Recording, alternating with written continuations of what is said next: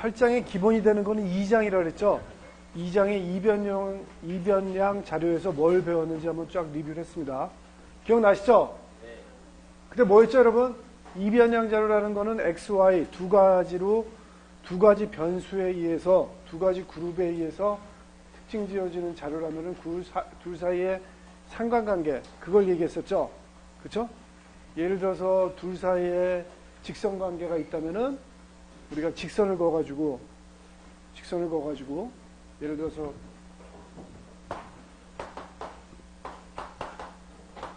생각나세요, 여러분? 네. X하고 Y의 자료가 있을 때 요 베타 제로하고 베타 원을 어떤 식으로 구하나 하는 걸 2장에서 배웠죠. 그쵸? 그 다음에 X하고 Y가 얼마나 상관관계가 있나 하는 거를 결정계수 R제곱 생각나시죠? 이걸 통해서 값을 구했다는 겁니다. R제곱은 어디에서 어디서로 변해요? 제일 작을 때 얼마? 0. 제일 클 때는 1. 그 사이에 변한다는 거다. 1에 가까우면 가까울수록 직선관계로 설명이 된다는 거죠. 그쵸? 0에 가까우면 직선에 설명이 안 된다는 그런 얘기를 배웠습니다. 2장에서 다 배웠습니다, 여러분. 2장에서 다 배웠고, 그 얘기했고, 이제 8장으로 들어갑시다. 자, 8장의 가장 핵심되는 내용은 뭐냐면은, 여러분, 2장에서 너무 많이 했어요. 2장에서 엄청 많이 했어요, 사실은. 뭐냐면은, 여러분, 두 가지 변수가 있을 때, 그거를, 관계를 주는 그 y 절편하고 기울기 값을 어떻게 구하나 그거 배웠잖아요. 그 다음에 그게 얼마나 잘 설명되나 하는 그 척도로서 R제곱도 배웠잖아요, 여러분. 사실은 다른 통계학식 보면은 그 내용 가지고 이 8장의 한 반 이상을 차지해요. 근데 우리는 그걸 이미 했거든요. 이미 했기 때문에 오늘 할 얘기의 핵심은 이거라고 생각하시면 돼요, 여러분. 제가 한번 설명해 볼게요. 결국은 여러분 기억하시겠지만 2장에서 베타 제로하고 베타 원을 우리가 자료를 통해서 구했죠. 그죠? 자료를 통해서 구했다는 겁니다. 원래는 여러분 이럴 거다 하는 겁니다. 베타 제로하고 베타 원도 참값이 있을 거예요. 예를 들어서 뭐 x를 뭘로 할까요? x를 요 교과서에 나온 것처럼 뭐 x를 하중, y를 스프링에 매달았을 때 매달은 하중을 x라 그러고 y를 여기다 뭔가 매달면 스프링이 늘어날 거 아니에요, 여러분. 길이가. 그죠? 늘어난 길이라고 한다면은 만약에 어떤 하중이 있고 어떤 일정한 스프링이 있을 때 거기다 하중을 달아요, 여러분. xg. 그때 얼마만큼 y가 늘었는지 측정을 한다면은 원래 모수가 있을 거다 하는 겁니다. 원래 있는 값이 있는데 우리가 그 값을 모르죠. 몰라요. 우리가 그냥 스프링 문방구에서 사가지고 이 실험하는 거지.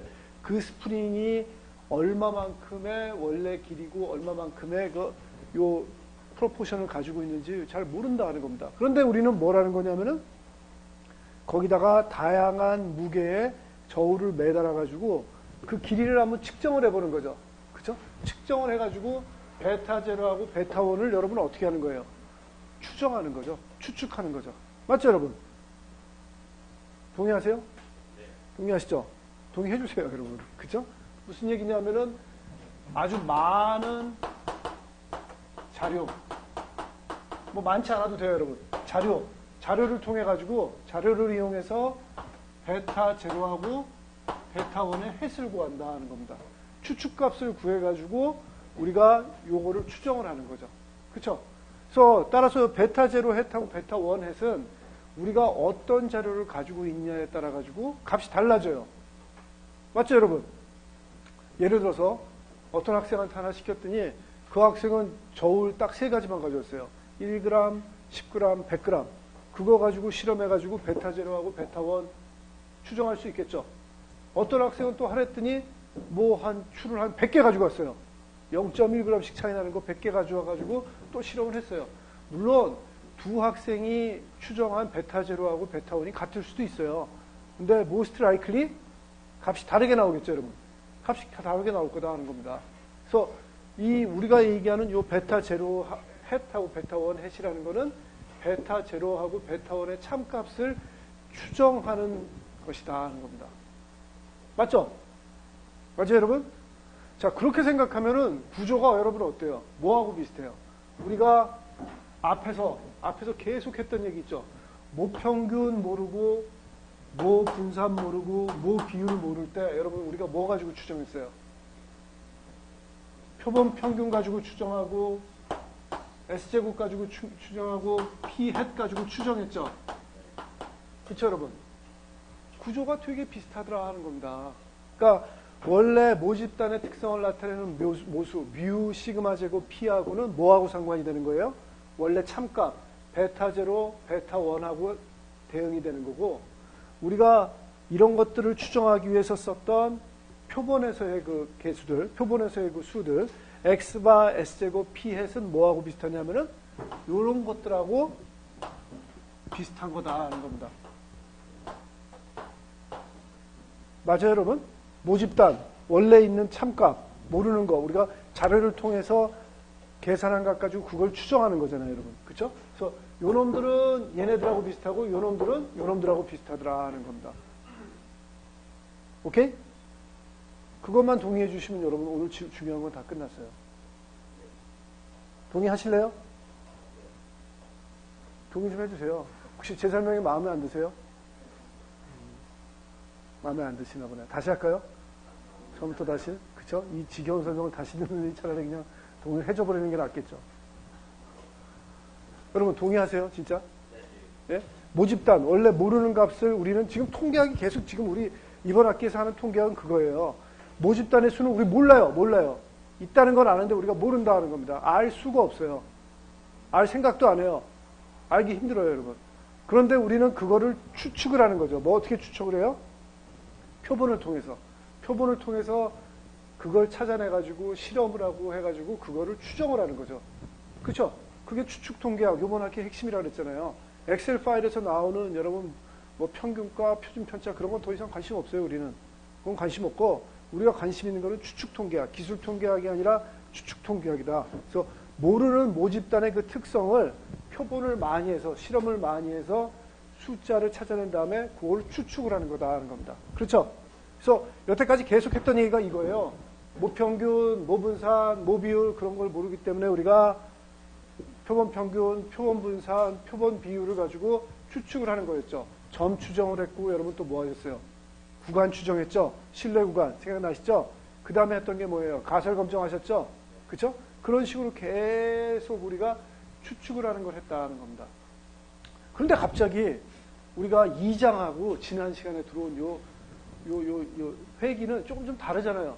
그렇죠? 좀 다르잖아요? 그래서 제일 중요한 핵심적인 거는 이미 2장에서 다 했다 그랬어요. 두 개의 집단이 있을 때 두 개의 관계를 설명하는 절편, Y절편하고 기울기는 요 샘플 가지고 구할 수 있다 그랬죠? 그 식은 2장에서 다 배우셨죠, 여러분? 그 다음에 그게 얼마나 잘 설명이 되냐는 R제곱 가지고, 결정계수 가지고 우리가 다 한다고 다 동의하셨죠? 그런데 가만히 보니까 요 베타 제로하고 베타 원의 구조가 그거를 실제로 모르는 이 값을 모르기 때문에 그거를 우리가 표본으로부터 베타 제로 햇하고 베타 원 햇을 구해가지고 추정하는 게 뭐하고 구조가 비슷하더라? X바 가지고 뮤 추정하는 거하고 똑같더라 하는 겁니다. 그렇죠? 표본에서 뭔가를 구해가지고 모집단의 성질을 추측을 하는 거죠. 그렇죠? 똑같더라 하는 겁니다. 자, 그래서 오늘 할 건 뭐냐면은 여러분 할 줄 아는 게 우리가 뭐 있어요? 이렇게 X바 가지고 뮤 추정하고 S제곱 가지고 이거 추정하는 거면 5장 6장에서 뭐 한 거였죠, 여러분? 점 추정, 구간 추정 있고 신뢰 구간, 그 다음에 가설 검증했잖아요. 그쵸? 그거를 똑같이 여기서 다 할 수 있더라 하는 겁니다.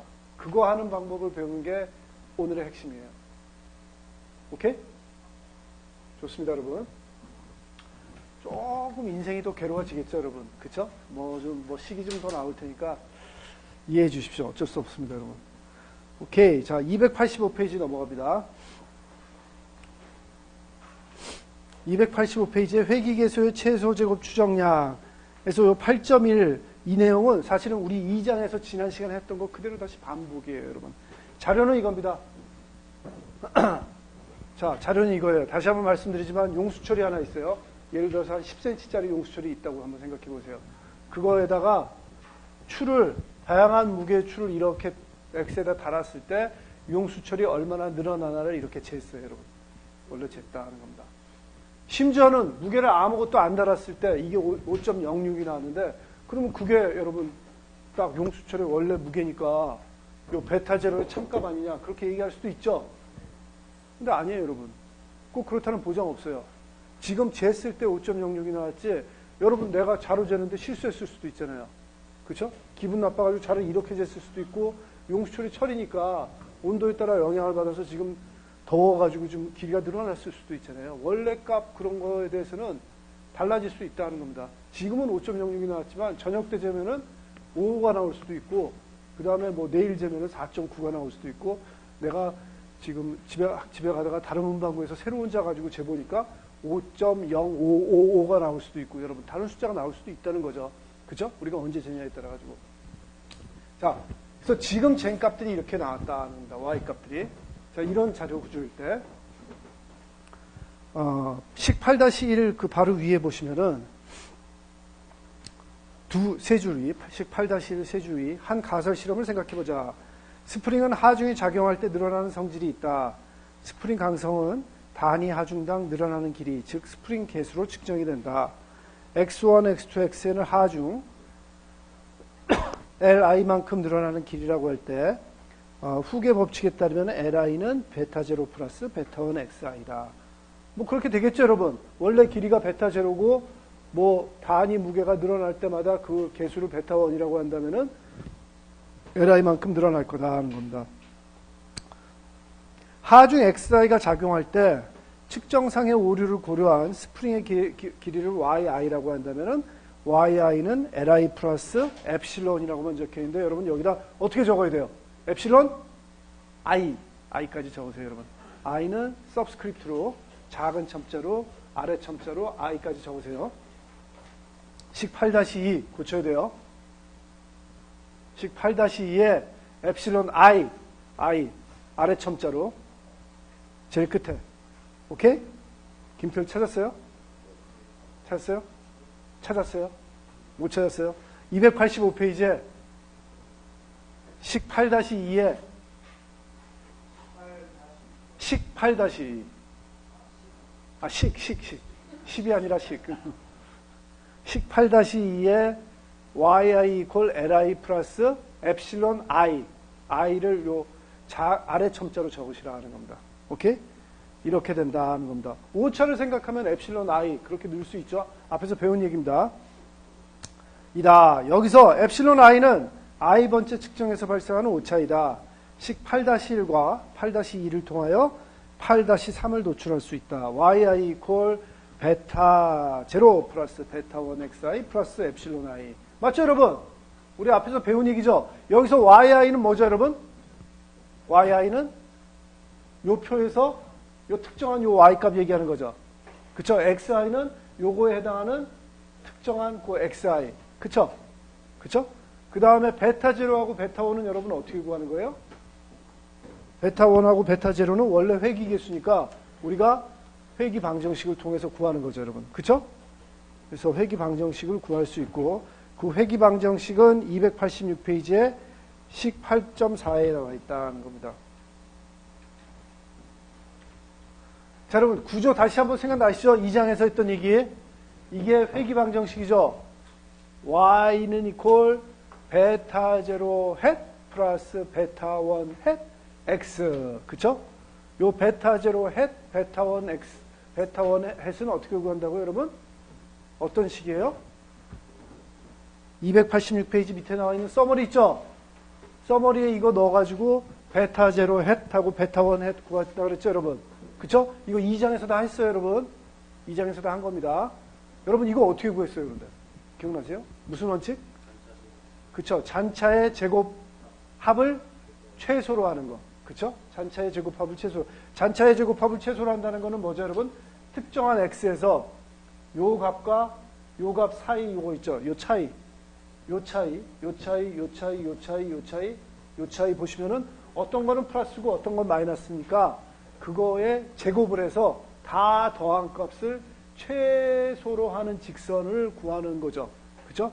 그 직선을 구하는 식이 바로 방금 전에 236페이지에 나와 있는 그 식이다 하는 겁니다. 맞죠, 여러분? 그렇게 구했습니다. 그래서 이렇게 구하고 여러분 287페이지의 이그젠플 8.1은 2장에서 많이 한 거죠. 그래도 한번 할까요? 한번 보시면은 표 8.1에 주어진 후계 법칙의 자료를 이용하여 스프링 상수의 길이의 최소 제곱 추정량을 구하시오. 최소 제곱 직선을 구하시오. 이렇게 하면 어떻게 하냐면은 무슨 얘기죠, 여러분? 스프링 상수와 길이의 최소 제곱 추정량을 구하라는 거는 베타 1 햇하고 베타 제로 햇을 구하라는 거죠. 그쵸? 그러니까 그거는 어떤 식으로 이용해요? 286페이지에 서머리에 나와 있는 식 8.5하고 8.6을 넣으시면 되는 거죠? 맞죠, 여러분? 그걸 구하기 위해서는 여러분 287페이지에 솔루션에 나와 있는 것처럼 시그마 xi-x바 제곱, 그쵸? 그거 다 하시고 시그마 xi-x바 곱하기 yi-y바 또 다 구하시고 그러면은 식 8.5, 8.6 넣어서 이렇게 구해진다 하는 겁니다. 오케이?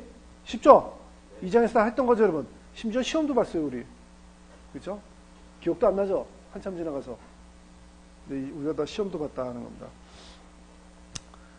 자, 이제 시작입니다, 여러분. 287페이지 중간 최소 제곱 추정량의 확률 변수다 하는 겁니다.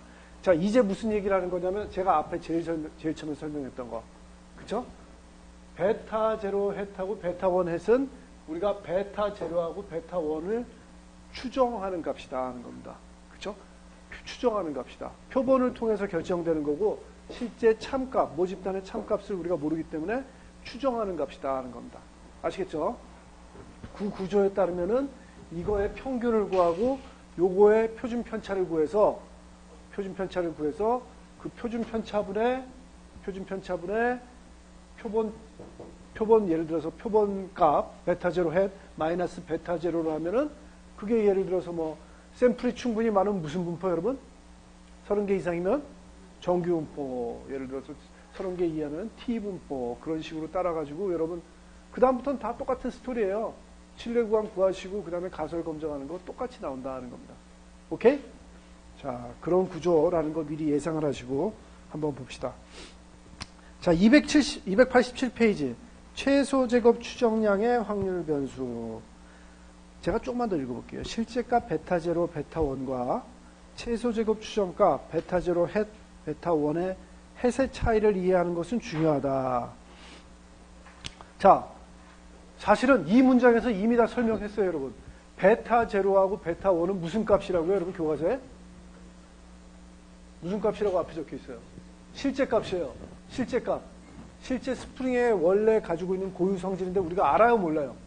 몰라요, 여러분. 모르고 우리가 샘플을 통해 가지고 그거를 구해보려고 베타 제로 햇하고 베타 원 햇을 구했죠. 그거는 무슨 값이라고 적혀 있어요? 무슨 추정값? 최소 제곱 추정값. 최소 제곱은 어디서 나왔어요, 여러분? 전체의 제곱합. 그거를 최소로 만들었었죠. 거기서 그 의미가 최소 제곱이에요. 최소 제곱 추정값. 베타 제로하고 베타 원을 모르기 때문에 그거를 알려고 추정하는 데 쓰이는 툴이라 하는 겁니다. 그게 베타 제로 햇하고 베타 원 햇이다 하는 겁니다. 차이 분명히 있죠, 여러분. 그쵸? 베타 제로하고 베타 원은 여러분 어떤 상황이 있으면은 그거는 원래 참값이에요. 정해져 있어요. 그런데 베타 제로 햇하고 베타 원 햇은 여러분 샘플에 따라 다르다, 틀리다. 샘플에 따라 다르다 하는 겁니다. 예를 들어서 이 학생한테 그걸 구해보라고 그랬더니 이 학생이 자료를 10개 가지고 실험한 거하고 이 학생이 해보라고 그랬더니 이 학생이 또한 20개 가지고 실험한 거 해보세요, 여러분. 분명히 다르게 나옵니다, 여러분. 분명히 다르게 나옵니다. 그렇죠? 여러분, 그러니까 1학년 때 화학 실험하고 물리 실험할 때 굳이 그렇게 우리가 똑같이 시험 결과를 내려고 그렇게 노력할 필요가 없었다는 거죠. 원래는 다르게 나오는 게 맞는 거예요. 근데 여러분, 다르게 나오면 틀리는 것 같아가지고 옆에 쪽 거하고 같이 숫자 안 맞추셨어요. 여러분들은 그렇게 안 쓰셨나 보죠. 저는 그렇게 살았습니다. 여기서 괜히 내가 잘못한 거 실토하고 말았는데 치사하게 왜 아무도 동의를 안 하는 거예요, 여러분. 여러분들은 솔직하게 실험 다 하시고 실험 나오는 거 다 리포트 하셨어요? 그래요? 적어도 몇 사람은 그랬다고 하네. 저는 안 그랬어요. 그때 이걸 몰랐던 것 같아요, 통계학을. 난 몰라가지고 그것도 똑같이 나와야 되는 줄 알고. 그러니까 제가 이걸 들었다면 그런 걸 안 했겠죠. 베타 제로의 타고 베타 원햇은 사실은 자료마다 틀린 건데, 실험한 사람마다 다른 건데, 이거하고 이거의 차이를 몰랐던 거죠, 여러분. 이거의 차이를 몰라가지고 참값을 내가 실험을 통해서 구해야 되는 줄 알고, 물론 내가 한 실험을 내가 어떻게 믿어요, 여러분? 그쵸? 뭐 여러분 모르지만 저는 고등학교 때 뭐 실험 한 번도 안 해봤어요. 저희 학교 다닐 때는 실험 기구도 별로 없어가지고 실험실이라는 것도 없었던 것 같아요, 여러분. 뭐 과학 실험을 해본 적이 없습니다. 저 몇 년도에 다녔냐고요, 고등학교? 80년대 초죠. 제가 대학을 82년도에 들어왔어요. 그러니까 진짜 아무것도 없었어요, 여러분. 뭐 했던 거는 뭐 체육 교련 그런 걸 했는데 교과에 관련된 실험은 전혀 없었어요, 진짜. 그래서 이 순전히 책으로. 여러분도 그랬어요? 아니요? 여러분이 좀 하셨어요? 네. 안 했어요? 여러분도 안 하셨어요? 오늘 대답이 없으시네, 다들. 네. 난감하네, 이렇게 대답이 없으시니까. 오케이. 자, 하여튼 여러분, 그 1학년 때 화학 실험할 때 굳이 그렇게 옆에 사람하고 같이 할 필요가 없었다는 겁니다. 착각을 한 거예요, 여러분들이. 베타 제로, 베타 원의 추정값을 그냥 구했으면 되는데 이걸 구하라는 건데, 우리가 이걸 구하는 줄 알고 실험을 안 해봤으니까 옆에 사람하고 똑같은 정답이 뭐가 있는 줄 알고 그걸 맨날 베꼈잖아요, 여러분. 그죠? 그럴 필요가 없었다는 거죠, 여러분. 이걸 그냥 하면 되는 거죠. 내 자료 가지고는 이게 최선의 추정값이라고 그냥 얘기하면 되는 거예요, 여러분. 그죠? 그래서 베타 제로, 베타 원하고 요 해시 있는 건 분명히 다른 겁니다, 여러분. 다르다 하는 겁니다. 또 어떤 특징이 있냐면 여러분 거기서 한 4줄 내려가 보세요. 3줄. 3줄 내려가면은 뒤에 부분에 뭐라고 적혀 있는가 하면은 실제값 베타 제로, 베타 원은 실험에 의한 값과는 상관없는 상수이다. 맞아요, 여러분? 표현이 좀 잘못됐는데 상관없는 상수라는 거는 실험의 결과에 관계없이 이거는 정해져 있는 값이다 하는 거죠. 그쵸? 정해져 있는 값이다 하는 겁니다. 실험에 따라서 달라지는 값이 아니라는 거죠. 달라지는 값이 아니다 하는 겁니다. 그 다음에 그 밑에 줄 보시면은, 하지만 실험에 의해 추정된 회기계수 베타 제로 햇과 베타 원 햇은 실험 자료값에 의해 변한다. 맞죠, 여러분? 계속 드리는 말씀이죠. 자료를 어떻게 샘플했냐에 따라 그거는 계속 변한다 하는 겁니다. 변한다 하는 겁니다. 그래서 추정값 베타 제로, 베타 원이 유용한 값이기 위해서는, 여러분 제가 어디 읽는지 아세요? 박스 287페이지 박스 위에서 4번째 줄인 겁니다. 추정값 베타 제로, 베타 원이라고 그랬는데 그게 햇이 없는 게 말이 돼요? 말이 안 되죠? 추정값 다음에 베타 제로, 베타 원에는 햇 하셔야 됩니다, 여러분. 고치세요. 추정값 4번째 줄. 추정값 베타 제로 햇, 베타 원 햇. 맞죠, 여러분? 좋은 책이에요. 베타 제로, 베타 원이 유용한 값이기 위해서는 자료의 분포를 알기 위해 표준 편차를 알아야 할 필요가 있다. 표준 편차를 알아야 할 필요가 있다. 또한 표준 편차를 구하기 위해서는 오차에 관해서 알아볼 필요가 있다는 겁니다. 자, 무슨 얘기냐면은 이거예요, 여러분. 다시 한번 말씀드리지만, 일단 다시 적을게요. 우리가 8장에 들어와서 관심 있는 거는 베타 제로하고 베타 원이 관심이 있다. 이거는 추정값, 참값, 원래 정해져 있는 값, 우리가 모르는 값, 실험에 관계 있는 값, 없는 값. 우리는 이거를 베타 원 햇을 이용해서 추정을 한다 하는 겁니다. 이거는 실험에 의해서 관계 있는 값, 없는 값, 있는 값, 실험마다 달라지는 값, 그렇죠? 이거를 이용해서 추정을 한다 하는 겁니다.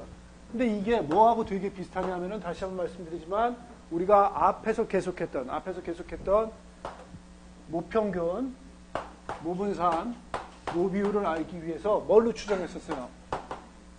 X바, S제곱, P햇을 이용해서 추정한 거하고 똑같더라 하는 겁니다. 오케이? 맞죠? 구조적으로 똑같더라 하는 겁니다. 여기서도 여러분 뭐 어땠어요? 이런 것들은 모수니까 모집단에 원래 있는 값, 우리가 모르는 값, 그쵸? 실험에 관계 있는 값, 없는 값. 이런 것들은 실험에 관계 있는 값, 우리가 어떤 자료를 어떻게 샘플하냐에 따라서 달라지는 값이잖아요, 여러분. 그쵸? 그렇게 해서 이렇게 구했다 하는 겁니다. 이때 생각해 보시면은 제가 뭐라 그랬냐면은 우리가 앞쪽에서 이거 가지고 뭐 했냐면은 점추정은 불안하니까 여러분 어떻게 한다고요? 구간 추정, 그렇죠? 구간 추정하고 구간 추정은 실내 구간이었죠. 그 다음에 또 뭐 했어요? 가설 검정했죠. 근데 가설 검정하고 실내 구간 구하는 건 여러분 어때요? 똑같은 거죠? 가운 부분 똑같은 거예요. 똑같은 놈인데 가운데를 보냐 끝을 보냐 그 차이만 있었지 다 똑같더라 하는 겁니다. 그래서 구간 추정, 실내 구간 구할 때 보시면은 결국은 뭐 했냐면 여러분 요거의 평균이 이거라는 거, 그렇죠? 자, 요 경우에 한번 봅시다. x바의 평균은 어떻게 돼요? 뭐였죠? 뮤였죠, 뮤. 평균은. 그쵸? 그 다음에 뭘 구했어요, 우리가? 이거의 표준 편차를 구했죠, 표준 편차. 그쵸? 표준 편차는 뭐, 시그마 x바, 뭐, 이렇게 하든지, 이렇게 해서 구했었잖아요. 그게 어떻게 됐었죠, 여러분? n분의 시그마 제곱, 이렇게 됐었잖아요, 여러분. 그쵸? 생각나세요? 근데 시그마를 모르기 때문에 여러분 어떻게 했어요, 우리가? s를 썼었죠. 그래서 우리가 이 경우에 어떻게 했습니까? 루트 n분의 s는 s분의 x바 마이너스 뮤는 무슨 분포를 따른다? 정규 분포건 t 분포건 그런 걸 따른다. 그렇게 갔었죠. 그쵸? 핵심이 뭐였냐면은 요거의 평균을 구해봐서 이게 뭐가 나오나를 보고 그게 원래 추정값이 나오나를 보고 그쵸? 그럼 무슨 추정량? 평균이 원래 우리가 추정하고자 하는 그 대상이 딱 나오면 여러분 무슨 추정량을 했죠? 한쪽으로 기울어지지 않는다 그래서 기울어진 거를 편이 바이어스라고 그런다면은 그러지 않기 때문에 무슨 추정량? 불편 추정량. 생각나시죠? unbiased estimator. 에이, 왜 이러세요, 여러분. 교과서에 그냥 딱 적혀 있습니다, 여러분. 제가 밑줄 그라고 읽고. 마치 속았다는 듯이 그렇게 선량한 표정 짓지 마세요, 여러분. 했어요, 다. 여러분, 다 했습니다. 불편 추정량. 해볼래요? 불편 추정량, 여러분, 내기하실래요? 교과서에 분명히 있어요. 오케이. 좋아. 없으면 내가 여러분 A 플러스 다 드릴게요. 빨리 찾아보세요. 내가 그만큼 자신 있다는 거예요. 있으면 어떻게 할래요, 여러분? 있으면 어떻게 할래요? 사과하실래요, 그냥?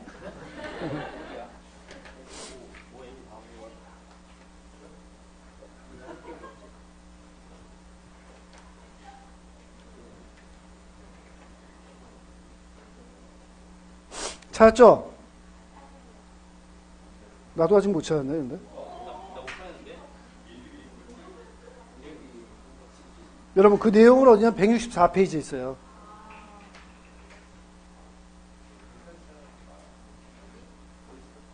그러네. 불편 추정량이라는 걸 정의는 안 했네. 편의가 없다, 그렇게 나왔지. 그쵸?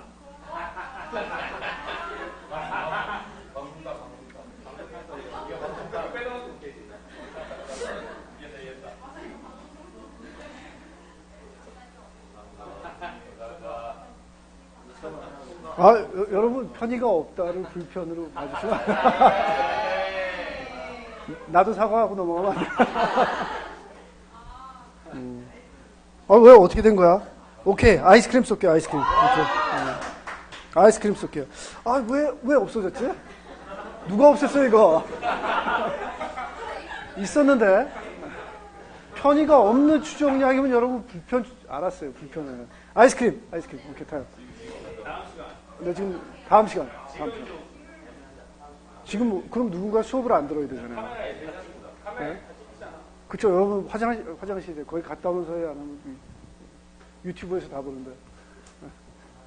다음 시간 오케이. 자, 여러분 오케이. 그러니까 불편 추정량, 편의가 없는 추정량, 죄송합니다. 편의가 없는 추정량인지 보고 평균이 뭐 나오는지 보고 그 다음에 x바의 표준 편차를 구했죠, 여러분.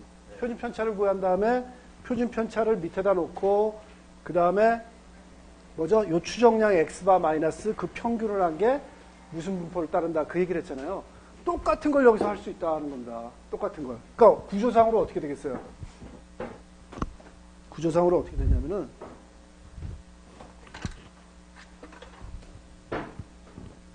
우리가 제일 먼저 확인해야 될 게 베타 제로라면 베타 제로 햇의 평균이 편의가 없는 추정량이라는 걸 확인하려면 베타 제로 나와야 되겠죠. 그렇죠. 이걸 추정하는 거니까. 그 다음에 베타 제로 햇의 표준 편차를 구해요, 여러분. 그렇죠? 뭔가 나오겠죠.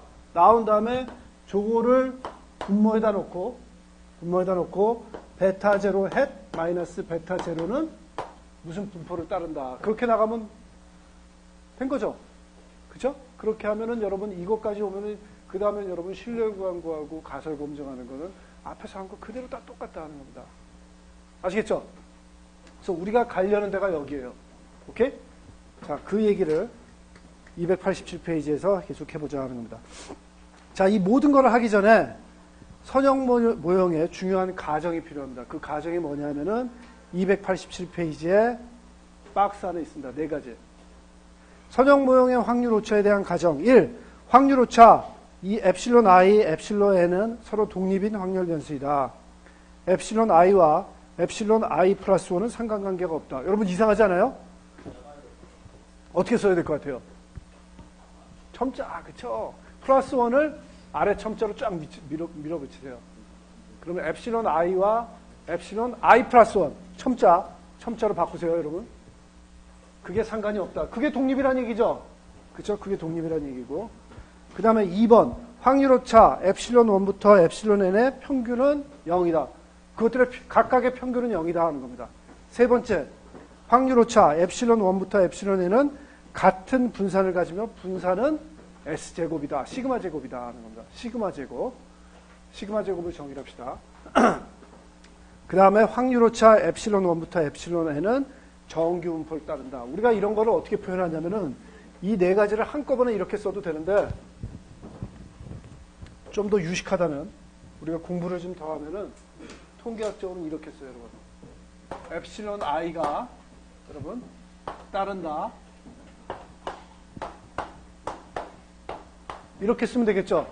각각의 엡실론 i가 평균이 0이고 분산이 시그마 제곱인 정규 분포를 따른다. 이렇게 썼죠. 근데 이렇게 썼으면은 다 얘기 안 했어요, 여러분. 뭐 얘기 안 했어요? 네 가지 중에? 독립이다. 서로 독립이라는 얘기 안 했죠? 그쵸? 또?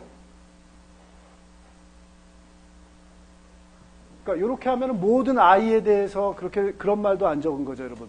모든 i에 대해서 서로가 또 독립이라는 얘기가 그것만 빠지고 사실은 4번에서 있는 얘기 다 적었어요. 그래서 여기다가 어떻게 정리하면은 보통 i.i.d 이렇게 적으면 돼요, 여러분. 이건 뭐냐면은 identically and independently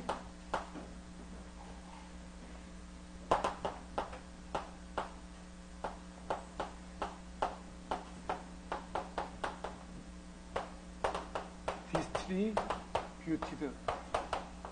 그거의 약자예요, 여러분. identically and independently distributed라는 거죠, 여러분. identically라는 건 뭐예요? 모든 엡실론 i들이 똑같아. 그러니까 각각이 분포는 평균이 0이고 분산이 시그마 제곱인 정규 분포를 따른다. 그것이 똑같다는 건 아니에요. 각각이 똑같은 분포를 따른다는 거고, 그 다음에 그 각각은 여러분 어떻다고요? 서로 독립이다. 상관관계가 없다 하는 겁니다. 그죠? 이렇게 표현하면 방금 네 가지를 한꺼번에 표현한 걸로 된다 하는 겁니다. 아시겠죠? 그래서 이렇게 쓰세요, 여러분. 이렇게 네 가지를 다 손으로 적으시면 귀찮으니까 이렇게 적으시면은 해결이 돼버린다 하는 겁니다. 오케이? 자, 엡실론 i가 뭐였죠, 여러분? 요차. 요 각각의 오차들이 다들 평균은 0이고 분산은 시그마 제곱. 시그마 제곱이 아직 뭔지 몰라도 되겠잖아요. 시그마 제곱인 같은 분산을 갖는 정규 분포를 하더라 하는 겁니다. 정규 분포라고 얘하고 얘는 서로 독립이다 하는 겁니다, 여러분. 서로 상관관계가 없어요. 오케이? 이런 가정이 필요해요, 지금. 우리가 앞으로 나가려면. 동의해 주실래요? 여러분들이 동의 안 하시면은 우리가 앞으로 진도를 못 나갈 수가 있을 수밖에 없어요. 여러분 시험 보기 싫으시면 동의 안 하시면 돼요. 근데 문제는 뭐냐면은 문제는 나오는 거죠, 여러분. 시험 문제는. 그러니까 여러분들이 동의를 해 주셔야 된다는 겁니다. 오케이? 자, 이런 기본 가정 하에 우리가 어떻게 얘기할 수 있냐면 288페이지로 넘어가면 자, 그 다음에 위에서 두 번째 줄. 이러한 가정 이내에서 얼마나 큰 오차가 발생할지는 분산에 따라 결정되기 때문에 오차는 엡실론 i는 분산 시그마 제곱에 큰 영향을 받는다. 맞죠, 여러분?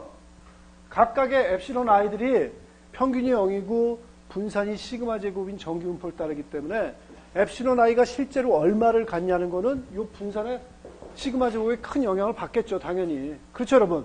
영향을 받을 수밖에 없죠. 시그마 제곱이 작다면은 요런 엡실론 i들도 작아질 거고, 크다면은 막 떨어질 거고, 그쵸? 그렇게 될 거죠.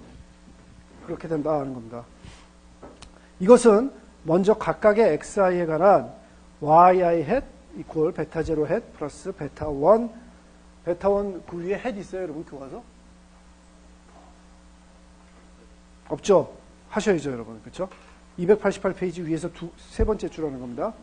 yi hat 이퀄 베타 제로 hat 플러스 베타 1 hat hat을 하셔야 돼요. xi를 구해보면 알 수 있다. 이때 오차값 엡실론 i는 yi-yi hat이다. 맞아요, 여러분? 요 엡실론 i라는 거는 yi라는 건 뭐예요, 요 점에서? 요 직선 위에 있는 점이죠. 그쵸? yi hat은 요 위에 실제 값이죠. 요 차이가 엡실론 i잖아요. 그쵸? 그래서 엡실론 i는 yi-yi hat이다. 오차에 관한 분사값 s제곱은 이렇게 정의가 된다. s제곱은 분자에는 시그마 i는 1부터 n까지 엡실론 i의 제곱합. 그렇죠? 엡실론 i의 제곱합이다. 그리고 엡실론 i의 제곱합은 그 옆을 보시면은 시그마 i는 1부터 n까지 yi-yi의 햇의 제곱이다. 오케이? 괜찮아요, 여러분? 그런데 여러분 하나 이상하죠? 왜 n-2예요? 뭐라고 하는 게 제일 그렇다 할 것 같아요? n-1? 그쵸? 그 정도 나누면은 좀 괜찮을 것 같은데 n-2가 좀 생뚱맞죠? 근데 이거는 여러분 또 그냥 받아들여 주셔야 돼요. 이게 앞에 통계한 사람들이 많이 연구를 해보니까 n-2로 나눠줘야 이게 제대로 된 값이 나오더라 해서 이렇게 우리한테 결과를 주는 겁니다. 그 밑에 짧은 설명을 한번 보시면은 오차 분산의 값은 오차 제곱합에서 n이 아닌 n-2로 나눈 값이다. 최소 제곱 직선은 오차 제곱합의 합을 작게 만들기 때문에 오차 값은 실제 오차 엡실론 i보다 작은 경향이 있다. 따라서 적절히 값을 조정하기 위해 n이 아닌 n-2로 나눈다. 적절히 값을 조정하기 위해서 n이 아닌 n-2로 해보니까 이게 보다 좋은 숫자더라. 그래서 n-2를 썼다는 겁니다. 마음에는 안 드시죠? 갑자기 n-2 있어서 마음에는 안 드실 텐데 그래도 받아들여 주세요, 여러분. 그래도 다행인 것은 우리가 8장에서 오늘 할 여기서는 다 n-2 있습니다, 여러분. 그쵸? 여기서 뭐 n-2 쓰고 n 쓰고 뭐 n 플러스 1 쓰고 뭐 그러면 골치 아픈데 그래도 다행인 건 n-2 쓰잖아요, 여러분. 그러니까 좀 귀엽게 봐주시고 n-2 쓴다 하고 받아들여 주십사 하고 부탁드립니다. 그래서 s제곱은 이렇게 할 수 있다는 겁니다. 자, 이 s제곱은 여러분 뭐예요? 뭐 할 때 쓰는 거예요? 뭐를 추정할 때 쓰죠? s제곱은 뭐죠, 여러분? 모분산, 시그마 제곱. 지금 시그마 제곱은 어디서 나왔어요? 여기서 나왔잖아요, 여러분. 요거 엡실론 i의 분산, 요 시그마 제곱을 추정하기 위해서 우리가 표본 가지고 s제곱을 구해본 그 s제곱이 바로 이거다 하는 겁니다. 아시겠죠? 시그마 제곱 여러분 역시 알아요, 몰라요? 몰라요, 우리. 몰라요. 알 수가 없어요. 근데 이거를 표본 가지고, 우리가 샘플한 그 표본 가지고 추정하는 값이 바로 S제곱이다 하는 겁니다. 그렇죠? 그 S제곱은 방금 전에 식 8.7을 이용해서 여러분들이 이렇게 구하시면 된다는 겁니다. 이 S제곱은 식 8.8처럼 그렇게 나타낼 수도 있다는 겁니다. 이 식 8.8처럼 되는 건 여러분들이 개인적으로 보세요. 참고로 보시려면은 그 옆에 적어 놓으세요. 65페이지에 식 2.14를 한번 보세요. 그 식하고 연결시켜서 보시면 여러분 이거 나오는 거 금방 아실 수 있습니다. 65페이지에 식 2.14. 오케이? 한번 가서 볼까요? 65페이지에 식 2.14는 r제곱이 이 값이라는 걸 나타내는 거죠. 그쵸? 요 r제곱 값을 식 8.8에 1-r제곱에다 넣어보세요, 여러분. 그러면은 이 값이 정확히 8.7하고 같은 거 나옵니다, 여러분. 별로 어렵지 않아요. 그냥 해보세요, 여러분. 눈으로도 할 수 있을 거예요, 여러분. 오케이? 괜찮아요? 나중에 눈으로 한번 해보세요. 자, 그래서 그래서 우리가 S제곱이 이렇게 구해진다 하는 거 배우셨고, 그 다음에 서머리 한번 읽고 갑시다. 1번부터 4번 가정하에 선형 모형 yi 이퀄 베타 제로 플러스 베타 1 xi 플러스 엡실론 i에서 관측값 y1부터 yi는 정균법을 따르는 종속 변수이다. yi의 평균과 분산은 이렇게 된다는 겁니다. 평균이 베타 제로 플러스 베타 1 xi 말 돼요, 여러분? 괜찮아요? 평균이 그렇게 되고, 그 다음에 yi의 분산이 시그마 제곱이다. 말 돼요, 여러분? 자, 무슨 얘기냐면 이거예요, 여러분. 자, 예를 들어서 x가 1.5일 때 한번 봅시다. 1.5일 때 한번 보시면은 우리가 이 회귀 분석을 통해서 요 기울기 직선이 나오죠. 직선이 나오잖아요. 그 기울기 직선이 나올 때 그 값을 평균으로 해서 사실은 엡실론 i는 여러분 어떻다 그랬어요? 변한다 그랬죠. 그쵸? 변한다 그랬습니다. 변한다 그랬어요. 변한다 했으니까 그게 어떻게 변해요? 평균은 얼마? 평균은 얼마? 엡실론 i는 0. 분산은 시그마 제곱. 시그마 제곱을 갖는 것처럼 변하더라 하는 겁니다. 변할 때 우리가 뭘 하는 거냐면은 사실은 여기서 하나의 직선을 걷지만 요 하나의 직선은 베타 제로 헷 플러스 베타 원 헷을 그 기울기하고 그 다음에 저 절편으로 갖는 직선이지만 사실은 헷이 아닌 뭔가 직선이 하나 있을 거 아니에요. 그쵸? 여기다 다시 그릴게요.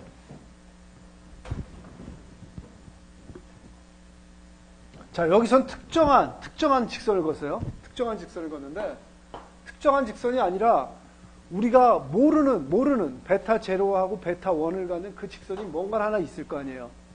그렇죠? 그래서 이것을 베타 제로, 그 다음에 기울기를 베타 원이라고 합시다. 헷 아니에요. 헷 아니고 원래 값이라면 우리가 모르는 값이죠. 그렇죠?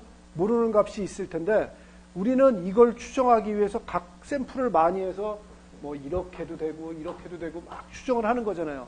그렇죠, 여러분? 추정을 하는 거다 하는 겁니다. 추정을 할 때 가만히 보면은 요 yi 어떤 특정한 xi일 때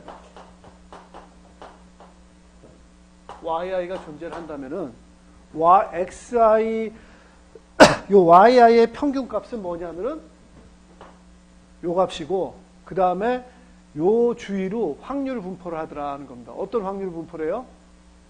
플러스 엡실론 i만큼 더 있는 거죠, 여러분. 그 엡실론 i가 평균이 0이고 분산이 시그마 제곱이니까 그린다면 요러한 확률 분포를 하더라는 겁니다. 정규 분포. 그쵸? 요 값이 될 수도 있고 평균적으로는 요 값이 나오는데 요렇게도 나오고 요렇게도 나오고 요렇게도 나오고 요렇게도 나올 수 있어요, 여러분. 그쵸? 근데 요 분포는 어디서 나온 거예요? 요 정규 분포는 여기서 나온 거다 하는 거죠. 그쵸? 엡실론 i가 평균이 0이고 분산이 시그마 제곱을 갖는 거니까 그것들이 실제로 이러한 확률 분포를 갖는다는 그 얘기입니다, 여러분. 오케이. 이 설명 듣고 다시 한번 서머리 한번 읽어봅시다. 자, 1번부터 4번의 가정하에 선형 모형 yi 이퀄 베타 제로 플러스 베타 1i 베타 1 xi 플러스 엡실론 i에서 관측값 yi는 정규분포를 따른 종속 분수이다. 정규분포를 따르는 종속 변수이다. yi의 평균과 분산은 다음과 같다는 겁니다. 평균은 베타 제로 플러스 베타 1 xi고 그 다음에 분산은 시그마 제곱을 따르더라는 겁니다. 왜 이런 얘기가 나오냐면은 베타 제로 플러스 베타 1 xi는 그대로 나오는 거예요, 여러분. 그대로 나오고 실제로 정규분포를 따르는 건 뭐만 있어요? 엡실론 i만 정규분포를 따르죠. 엡실론 i가 평균이 0이고 분산이 시그마 제곱을 갖는 정규분포를 따르니까 이 엡실론 i에다가 그 앞에 있는 베타 제로 플러스 베타 1 xi를 더하면은 여러분 어떻게 돼요? 여기 요 정규분포를 따르는 거에다 상수를 더하면 어떻게 돼요, 여러분? 평균은 어떻게 돼요? 그 상수만큼 움직이죠. 베타 제로 플러스 베타 1 xi만큼 움직이고 분산은 어떻게 돼요, 여러분? 분산은 그대로죠. 분산은 시그마 제곱 그대로 된다 하는 겁니다. 아시겠죠? 앞에서 했던 그 원칙 그대로 다 적용되는 거예요.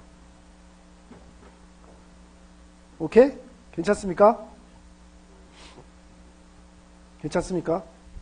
예, 그렇게 된다 하는 겁니다. 다시 한번 여러분들이 288페이지부터 꼭 한번 읽어보세요, 여러분. 자, 이렇게 된다 하는 거 말씀을 드리고. 자, 이때 베타 제로 햇하고 베타 원 햇의 평균과 표준 편차를 구해보자 하는 겁니다. 평균과 표준 편차.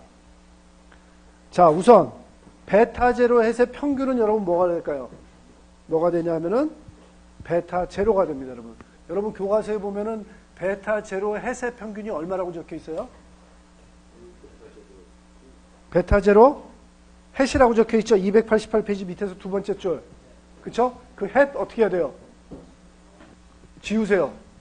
뮤 베타 제로 햇 이퀄 베타 제로 햇이라고 적혀 있죠. 그 햇을 지우라 하는 겁니다. 뮤 베타 원 햇은 베타 원 햇이라고 적혀 있죠. 또 거기서 베타 원 햇 두 번째 거 큰 거 지우라 하는 겁니다. 자, 이렇게 되면은 이거는 무슨 추정량? 편의가 없는 추정량, 여러분. 불편 추정량이 아니라 편의가 없는 추정량이 되죠. 베타 제로 햇은 베타 제로가 나오고 그 평균이 베타 원 햇은 그 평균이 베타 원이 나오기 때문에 딱 그 값 나오는 거죠. 우리가 추정하고자 하는 값. 그래서 편의가 없는 추정량이라는 게 얘가 나오고, 그 다음에 그 각각의 표준 편차를 이렇게 구했다 하고 밑에 식이 제일 마지막에 적혀 있죠. 288페이지에. 그쵸, 여러분? 이 식이 어떻게 나왔는지 우리가 유도할 수는 없습니다, 여러분. 이거 유도하는 거는 여전히 또 우리 범위를 넘어서기 때문에 아까 n분의 2와 더불어 n-2와 더불어 여러분 이거는 또 그냥 받아들여 주세요. 오케이? 표준 편차가 이렇게 나오더라 하는 겁니다. 자, 표준 편차 보시면은 여러분 여기서 모르는 거 있어요?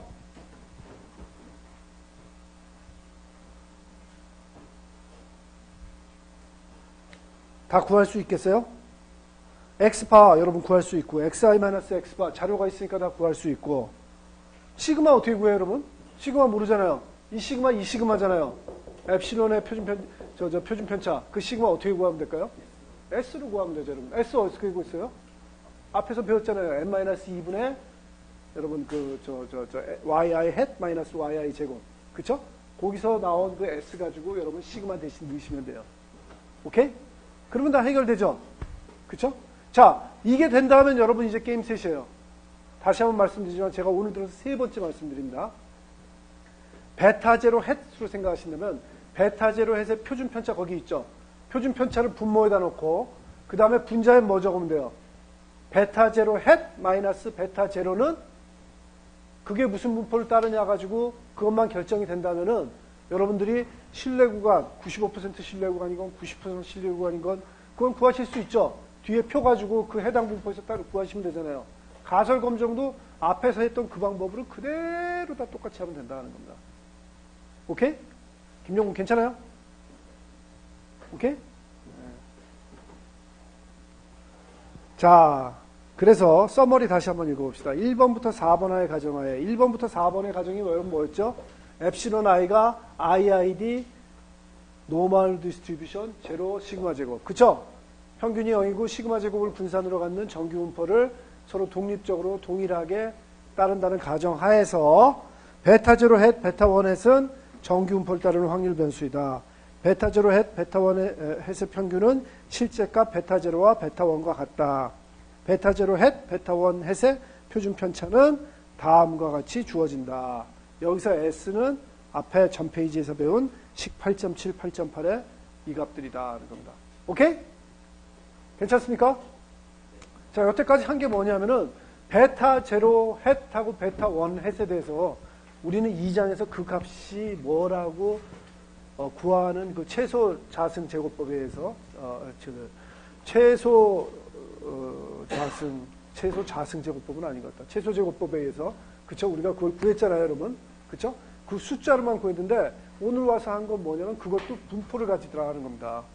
평균은 베타 제로가 헷 같으면 베타 제로, 베타 원 헷 같으면 베타 원을 갖고, 그것도 나름대로 또 표준 편차가 있더라 하는 겁니다. 오케이? 그게 확률적으로 분포를 하더라 하는 거를 배웠다 하는 겁니다. 자, 이그젬플 8.2는 위에 있는 식 가지고 다 넣어가지고 이게 얼마 나오나 한번 구해보는 거예요. 그래서 넘어갑니다. 290페이지 한번 가보세요. 제일 위에. 여기 재밌는 얘기가 있어요. 첫 번째 문장에다 밑줄 그세요. x값이 넓게 분포할수록 좋다. 표준 편차, 베타 제로 햇과 베타 원 햇의 표준 편차를 구하는 식 8.9하고 8.10에서 보시면은 xi-x바의 제곱이 분모에 들어있다. 자, 한번 봅시다. 확인해 봅시다. 식 8.9하고 8.10 한번 보세요. xi-x바 제곱 그 시그마한 게 둘 다 여러분 어디 있어요? 분모에 있어요? 분자에 있어요? 시그마 xi-x바 제곱 분모에 있어요? 분자에 있어요? 식 8.9, 8.8에 8.10에 분모에 있죠? 무슨 얘기예요, 여러분? xi-x바의 제곱이 xi가 넓게 분포하면 분포할수록 그 값은 커질까요, 작아질까요? 커지죠? 그 값 자체는 시그마 xi-x바는 제곱은 그걸 커질 수밖에 없죠. 이게 넓게 분포할수록. 그렇게 되면은 그거의 표준 편차는 어떻게 되겠어요? 줄어들겠죠. 분모가 커지니까 표준 편차는 줄어들죠. 표준 편차가 줄어든다는 얘기는 여러분 무슨 얘기죠? 그만큼 몰려있다는 거죠. 정확도가 좋아진다는 거죠, 여러분. 그쵸? 그것 때문에 지금 무슨 얘기가 나왔냐면은 290페이지에 제일 위에 있는 문장이 나왔다는 겁니다. x값이 넓게 분포하면 분포할수록 사실은 표준 편차가 줄어들기 때문에 우리가 보다 정확한 값을 얘기할 수 있다는 겁니다. 말되죠, 여러분? 그쵸? 식의 구조가 그래요. 딱 보니까 그렇게 되더라 하는 겁니다. 거기서 한 두 줄 내려오면, 물론 x값이 너무 크거나 작아서 선형 모델 임계점 범위를 벗어나지 않는 것도 중요하다. 무슨 얘기냐면 여러분, 우리 그 얘기했죠?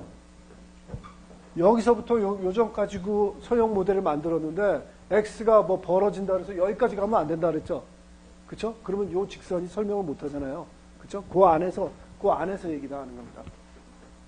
그래서 밑에 있는 서머리는 여러분들이 한번 읽어보시라 하는 겁니다. 이그젬플 8.3 한번 봅시다. 두 명의 엔지니어가 특정 스프링의 스프링 개수를 측정하기 위한 독립적인 실험을 하려 한다. 엔지니어 A는 0, 1, 2, 3, 4 파운드의 하중 사용을 제한하였고 엔지니어 B는 0, 2, 4, 6, 8의 하중을 사용을 제한하였다. 어느 엔지니어의 결과가 더 정확할 것인가? 누가 더 정확할까요, 여러분? X를 어떤 사람은 얼마? 0, 1, 2, 3, 4 쓰자 그랬고 어떤 사람은 2 어디서부터 어디죠? 0부터 8까지 쓰자 그랬어요. 그럼 누가 더 정확하겠냐 하는 겁니다. 누가 더 넓어요, X가? B가 더 넓죠? B가 더 넓으니까 시그마 xi-x바 제곱이 B가 더 크겠죠? 그러면은 분모가 더 크니까 그거의 표준 편차들이 더 작아질 거다 하는 겁니다. 그렇기 때문에 B가 제한한 방법이 더 표준 편차가 작은 그런 값을 줄 거다 하는 거죠. 맞죠? 그 얘기를 해주는 거다 하는 겁니다. 자, 이제 290페이지 기울기와 절편의 추정. 추정을 어떻게 하냐 하는 겁니다. 자, 제가 다 말씀드렸어요, 여러분. 베타 제로 햇하고 베타 원의 평균 얘기했고 우리가 그 표준 편차 다 구하는 식을 다 드렸어요. 표준 편차 다 구했으면은 이제는 그게 무슨 분포를 따르냐 그게 제일 중요하다 그랬죠. 자, 대답은 뭐냐면 t 분포 따라요, 여러분. t 분포 따르고 자유도는 n-2. 오케이? 여기서는 n-2입니다. n-2인 자유 t 분포를 따른다고 하면은 게임 셋이죠. 그렇죠, 여러분? 그렇게 된다 하는 겁니다. 물론 여러분 샘플의 개수가 아주 많아서 한 몇십 개 된다면 80개 된다면은 t 분포 안 쓰고 뭐 써도 돼요? 정규 분포 써도 되겠죠. 그렇죠? 정규 분포 써도 된다 하는 겁니다. 그래서 정의해 보면은 식 8.11 291페이지에 박스 안에 베타 제로와 베타 원에 관한 100 곱하기 1 마이너스 알파 %의 실내 구간은 베타 제로 헷 프라마이나 t 자유도 n 마이너스 2분의 알파 곱하기 s 베타 제로. 그쵸? s 베타 제로라는 거는 베타 제로 헷의 s 베타 제로 헷. 베타 제로 헷의 표준 편차 얘기하는 거죠? 그거는 앞에 있죠, 여러분? 그 식 그대로 쓰시고 베타 1에 대해서도 똑같이 이런 식이 성립이 된다는 겁니다. 오케이? 말돼요, 여러분? 괜찮아요? 박필 괜찮아요? 오케이. 괜찮아서 여러분들이 이그젬플 8.4 한번 봅시다. 훅 법칙의 자료에 의해서 스프링 산수의 98.5% 실내 구간을 구하라. 앞에 이 자료 얘기하는 겁니다, 여러분. 요 자료에서 얘기해 보면은 여러분 자료 개수 몇 개 있어요, 이거? 20개죠? 그러면 T 분포 자유도 몇 개?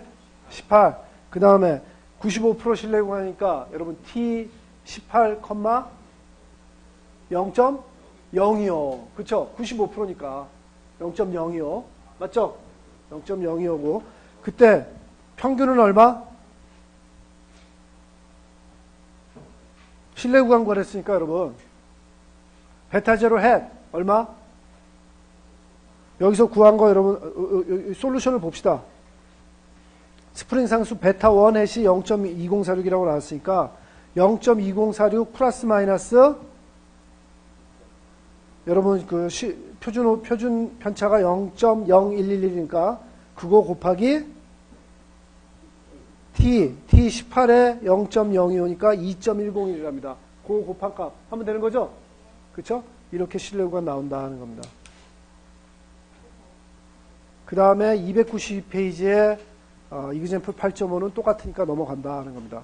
그 다음에 여러분 실내 구간 구했으니까 가설 검정도 하실 수 있겠죠? 가설 검정 할 수 있죠? T분포 그냥 이용해서 하시면 되잖아요. 자, 예를 들어서 이그젬플 8.6 스프링 제조업자가 스프링 개수 베타1이 최소 0.22로 파운드 이상이 되기를 요구하였다. 추정 스프링 개수 베타1 해세 값은 0.2046이다. 제조업자의 요구가 잘못되었다고 말할 수 있는가? 자, 문제가 이렇게 되면 여러분 가설 검정 어떻게 할까요? 제조업자는 최소 0.22로 되기를 요구했고 추정 스프링 개수의 값은 0.2046이다 하는 겁니다, 여러분. 제조업자의 요구가 잘못되었다고 말할 수 있는가? 어떻게 해야 되는 거죠? 제조업자의 요구가 뭡니까, 여러분? 0.2로 이상이기를 원하는 거죠. 그쵸? 근데 제조업자의 요구가 잘못되었다고 얘기할 수 있는가? 그렇게 물어봤으니까 H1이 작은 걸로 그렇게 해야 되는 거죠. 그러면은 H1이 베타1이 0.21보다 작다가 되고 그 다음에 H0는 0.21보다 크거나 같다가 되겠죠. 그렇죠? 그러면은 같다나만 중요하니까 베타1 햇은 여러분 얼마라고요? 0.2046이랬으니까 0.2046 마이너스 0.22로 나누기 S 베타1 햇 하면 되겠죠. 그렇게 해서 다 해보니까 P값이 얼마가 나오냐면은 0.1에서 0.25 사이가 나오더래요. 그러면은 귀부가설 기각해요, 안 해요? 못하죠? 못한다 하는 겁니다. 오케이?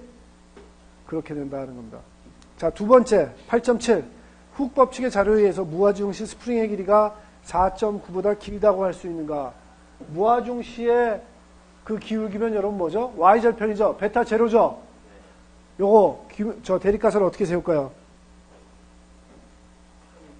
베타 제로가 4.9보다 크다. 그렇게 되겠죠?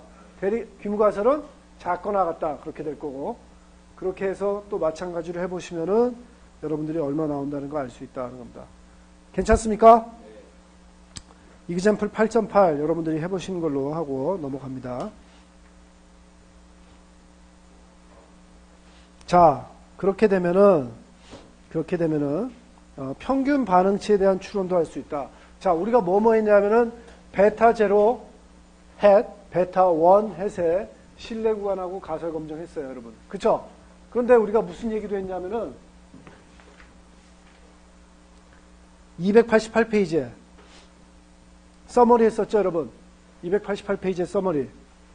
yi의 평균값이 베타0 플러스 베타1 xi이고 분산이 시그마 제곱이라고 그랬잖아요.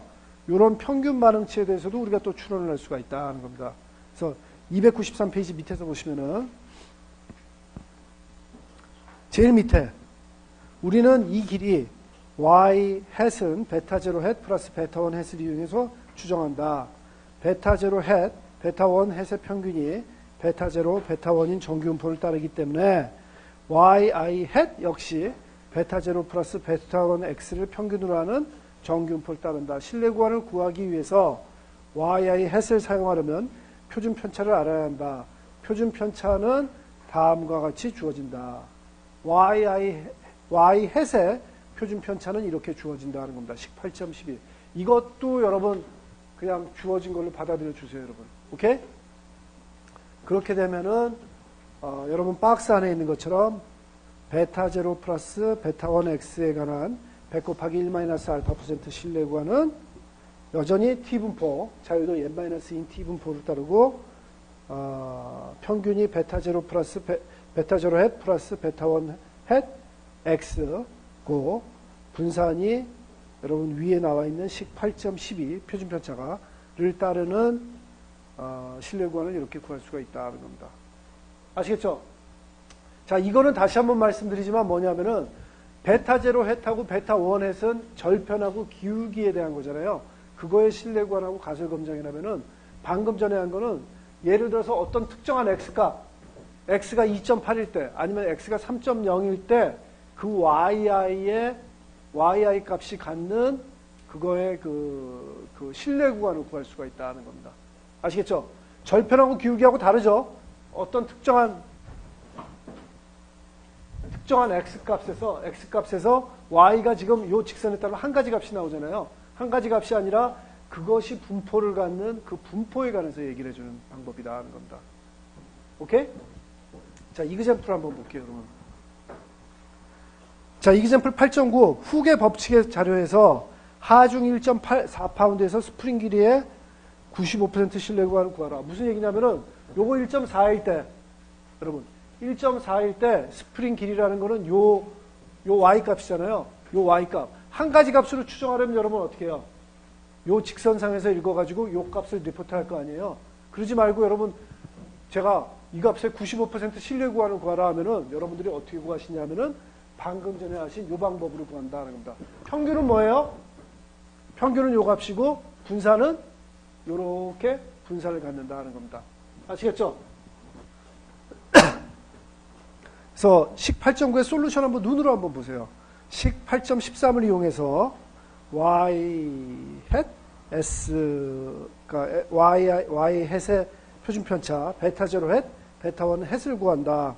n은 20이니까 s는 얼마 이렇게 나오고 그 다음에 베타1 햇은 이렇게 나오고 베타0 햇은 이렇게 나오고 그렇죠? 다 구해서 구하신 다음에 지금 문제가 물어본 게 x가 특정한 1.4일 때를 물어봤죠?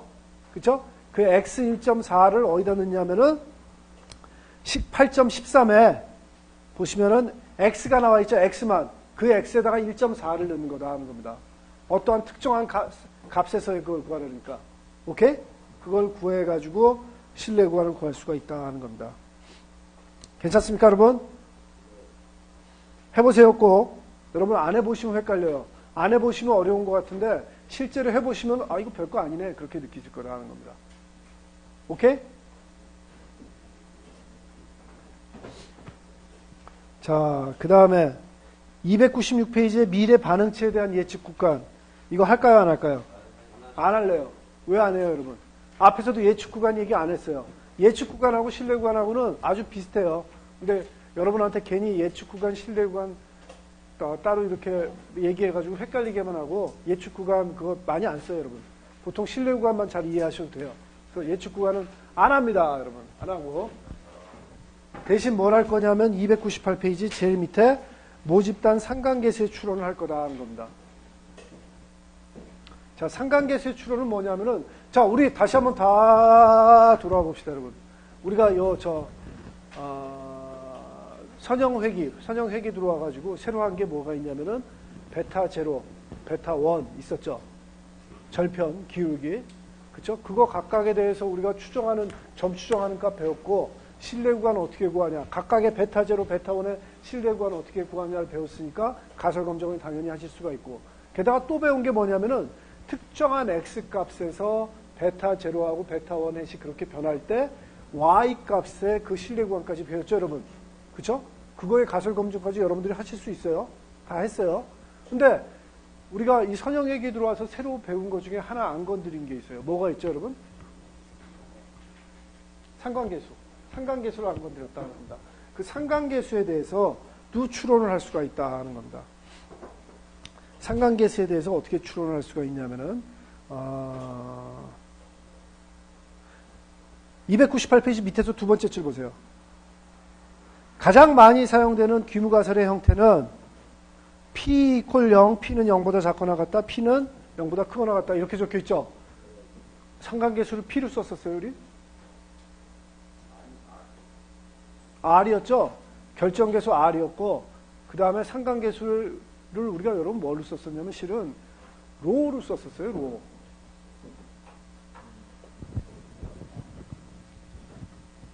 아이스크림 2개? 로. 잠깐 이거 좀 할까요? 2개. 내가 지면 2개고 여러분 지면은 네, 없는 거예요. 아, 죄송합니다. 죄송합니다. 좋네. 자, 로 우리가 2장에서 로를 받는지 안 받는지 한번 지금부터 찾아봅시다. 네, 로. R 나오는데 로. 표본 상관계수 로 했어요. 했죠? 그래도 고마워요. 일단 나한테 동의라도 해줬잖아요. 동의도 안 해준 사람들 나쁜 사람들이에요. 없네?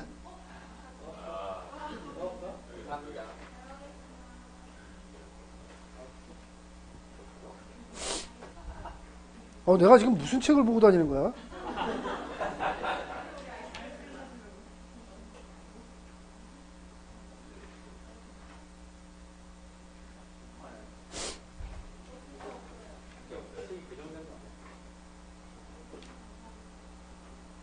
진짜 없네?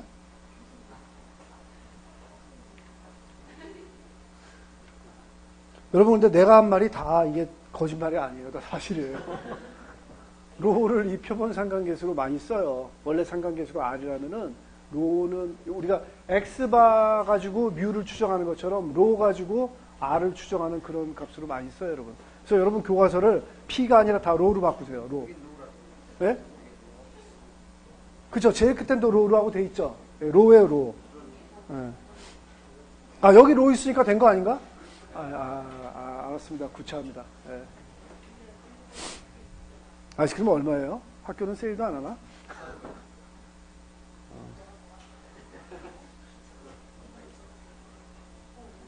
자, 귀무가설의 형태는 로는 0이고 0보다 작거나 같다, 로는 0보다 크거나 같다. 그렇게 되겠죠? 그쵸? 그런데 그 로의 값은 귀무가설이 이렇게 되면 대립가설은 0이 아니다, 크다, 작다 뭐 이렇게 되겠죠? 그렇게 된다는 겁니다. 그때 뭐 가지고 어떤 통계량 가지고 구하냐면은 통계량은 U는 296페이지에 나와 있는 U 값으로 한다. 여기서 모르는 거 있어요, 여러분? R. 여러분들이 구하실 수 있죠? 결정계수. 그 다음에 N. 아시죠? 그래서 이게 N-2인 스튜던트 T 분포를 따른다 하는 그런 가정하에서 이걸 검정 통계량으로 쓰면 된다는 겁니다. 자, 이렇게 봐가지고 모르겠죠? 어떻게 하는지? 예제를 봐야 돼요. 예제 8.13. 나사못의 유지력에서는 못의 지름 X와 유지력 Y의 관계 실험에 대해서 설명하고 있다. 매년 더글라스 전 나온 목재의 못을 박아 유지력을 계산하였다. 그러니까 Y를 계산하였다. 다음은 지름이 다른 X의 결과를 나타낸 것이다. X가 10개, Y가 10개, 그 각각의 샘플을 한 게 이렇게 있다는 겁니다. 표본의 상관계수 R이 0.7492로 계산이 되었다. H0, 로는 0보다 작거나 같다. H1, 대립가설, 로가 0보다 크다를 검증하라. 그러니까 말로 물어보면 뭐예요, 여러분? 상관계수가 0보다 크다고 할 수 있는가? 하고 물어보는 거하고 마찬가지죠. 그쵸? 그렇게 물어보는 거하고 마찬가지다. 자, 이런 게 나오면 어떻게 알아? 299페이지에 나와 있는 라지 U, 그 통계량을 한번 구해봐라 하는 겁니다. 라지 U는 분모에는 1-r제곱, 표본 상관계수 r 넣고, 그쵸? 그 다음에, r 0.7491을 분자에도 놓고, 10개 샘플이니까 10 넣고, 하면 u가 3.199가 나오더라 하는 겁니다. 검정 통계량이. 오케이? 근데 이거는 자유도 몇이요, 여러분? 자유도 8인 T분포를 따른댔죠? 그래서 그 P값을 보니까 0.005하고 0.01 사이더라. 따라서 로가 0보다 크다고 할 수 있어요, 없어요? 할 수 있죠, 여러분. 그쵸? 김과설 기각이잖아요. P가 충분히 작잖아요. 김과설이 사실이 나해서 P값이 상당히 작으니까 김과설 기각하는 거죠. 그래서 0보다 크다고 할 수 있다는 그런 얘기입니다, 여러분. 방법을 아시겠죠? 그렇게 된다는 겁니다.